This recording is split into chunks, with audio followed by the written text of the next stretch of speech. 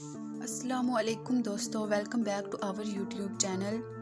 دوستو، جیسے کہ ہم جانتے ہیں کہ دنیا کا 70% حصہ پانی پر مشتمل ہے اور جس میں سے ہم نے 50% بھی ایکسپلور نہیں کیا۔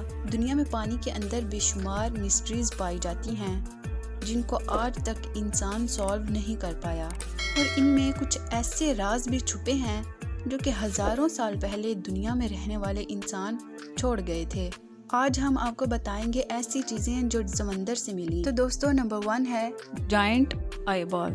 امریکہ میں فلوریڈا کے بیچز بہت مشہور ہیں جہاں پانی کے ساتھ ساتھ اکثر گریبز، سی شیل اور مختلف سمندری مخلوقات بھی تیر کر ساحل پر آتی ہیں۔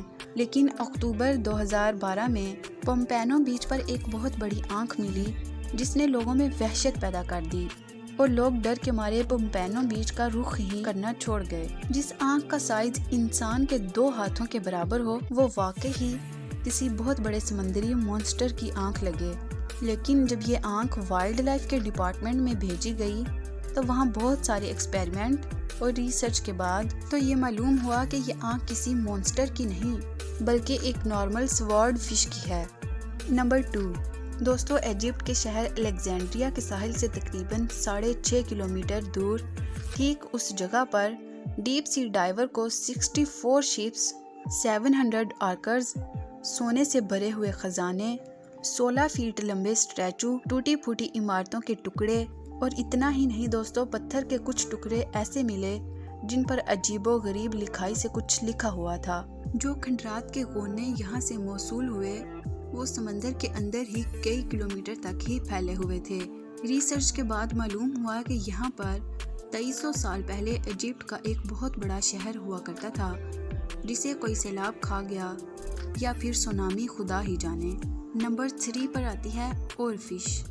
جاپان کے سمندر میں ایک ایسی فش رہتی ہے جسے دیکھنا جاپان میں بہت اشبھ سمجھا جاتا ہے۔ اس کو اور فش کہا جاتا ہے جو اپنی جسامت کی وجہ سے عجیب سمندری مخلوق بھی جانی جاتی ہے۔ یہ سمندر کے اندر 1 کلومیٹر ڈیپ رہتی ہے اور اس کی لمبائی 50 فیٹ سے بھی زیادہ ہوتی ہے، جسے دیکھتے ہی پہلی نظر میں یہ لگتا ہے کہ یہ کوئی سمندری سانپ یا کوئی اژدہا وغیرہ ہوگا۔ جاپان میں یہ مانا جاتا ہے کہ اس اور فش کا سمندر کے ساحل پر نظر آنا کسی قدرتی آفت کی علامت ہے۔